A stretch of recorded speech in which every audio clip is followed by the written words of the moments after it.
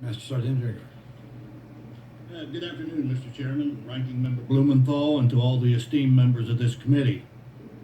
I want to expressly thank Chairman Isaacson for including S-2888 in this legislative hearing.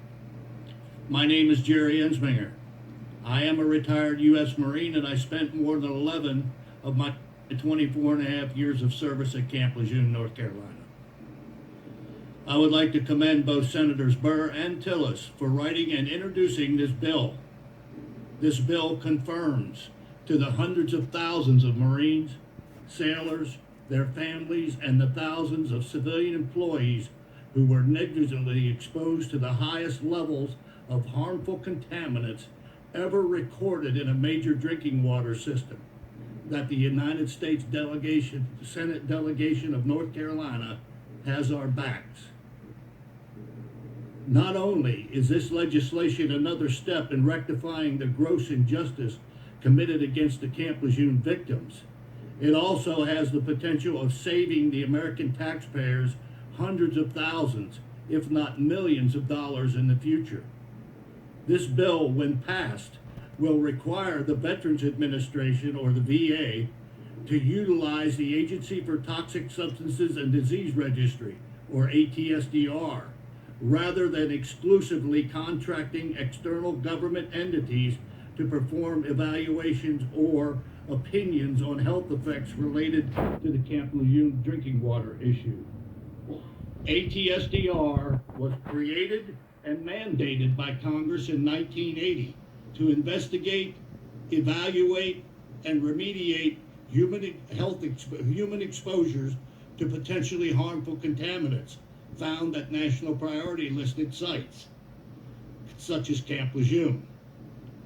We all need to take a step back and ask ourselves why the VA refuses to utilize these preeminent governmental institutions such as ATSDR, or the National Centers for Environmental Health, or the National Institutes for Environmental Health Sciences, or NIEHS, for those evaluations and or opinions relating to issues where veterans have been exposed to hazardous substances.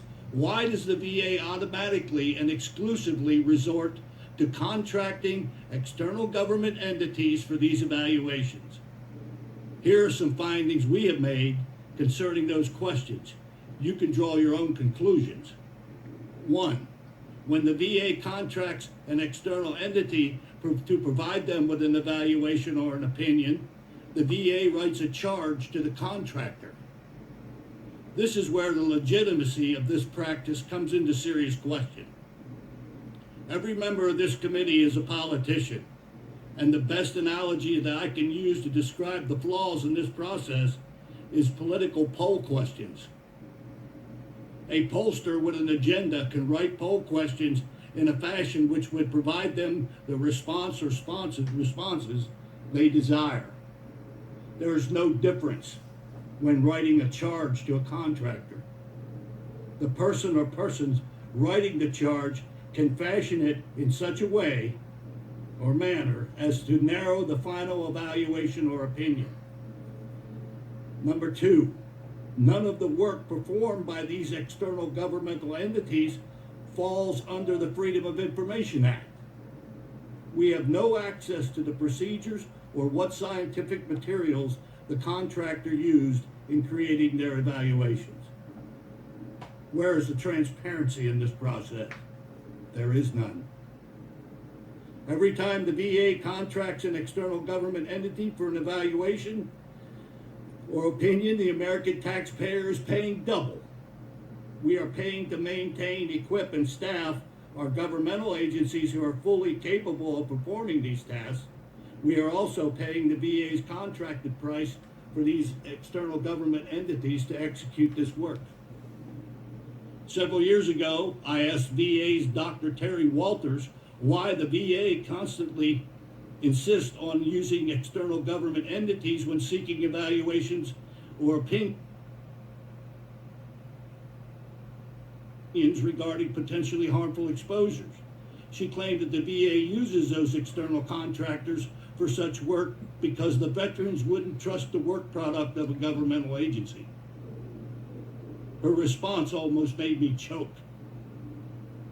Of course, most veterans don't know that the VA, an interested party, writes a charge to an external government entity, another interested party, to provide them with an evaluation.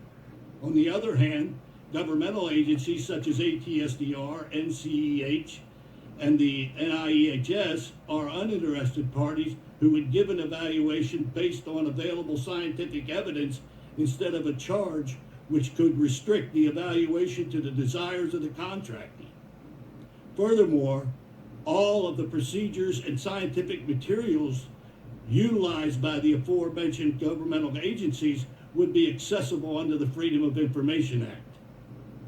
Mr. Chairman, if the VA truly had the best interest of Camp Lejeune veterans and their families at heart, they would never have created and utilized the training PowerPoint that I've attached to this testimony as Attachment A. This PowerPoint presentation was utilized to train the VA clinicians who would be screening Camp Lejeune veterans and their family members pursuant to the passage and the President signing the Honoring America's Veterans and Caring for Camp Lejeune Families Act of 2012.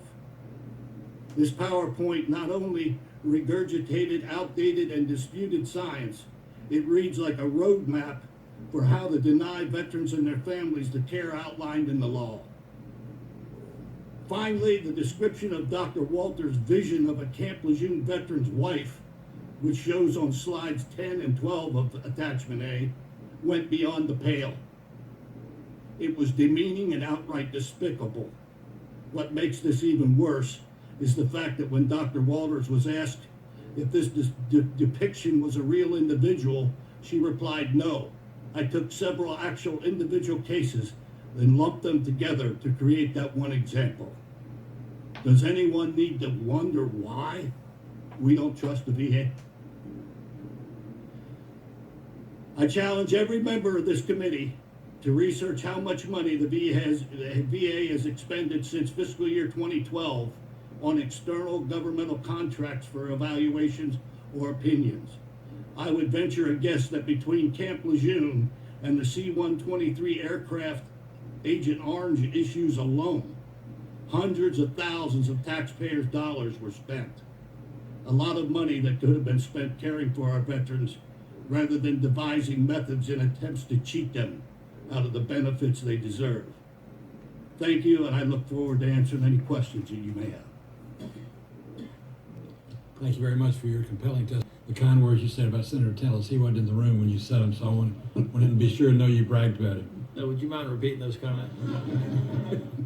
Let me make sure I've got it. With the exception of Sergeant Ensminger, every one of you testified in support of the Veterans Appeal process. Is that the new one? Is that right?